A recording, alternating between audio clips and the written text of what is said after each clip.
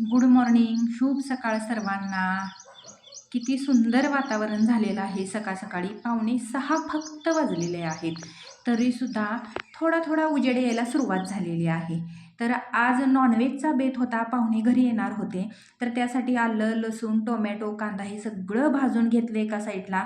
दुसऱ्या साईडला भाताची तयारी केली.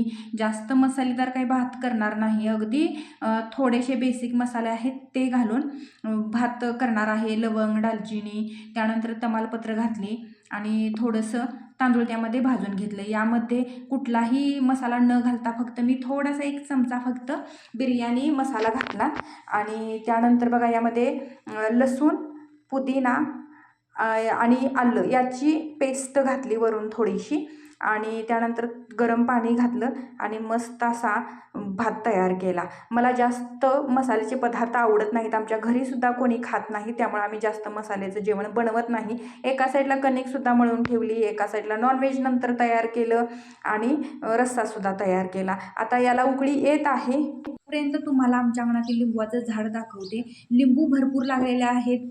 पूर्ण उन्हाळा संपत आलेला आहे, तरी एकही लिंबू आम्ही विकत आणलेला नाही. वरून हिरवा दिसत असला तरी आतून पिवळा आहे. हा लिंबू कोणत्या जातीचा आहे मला कमेंटमध्ये नक्की सांगा.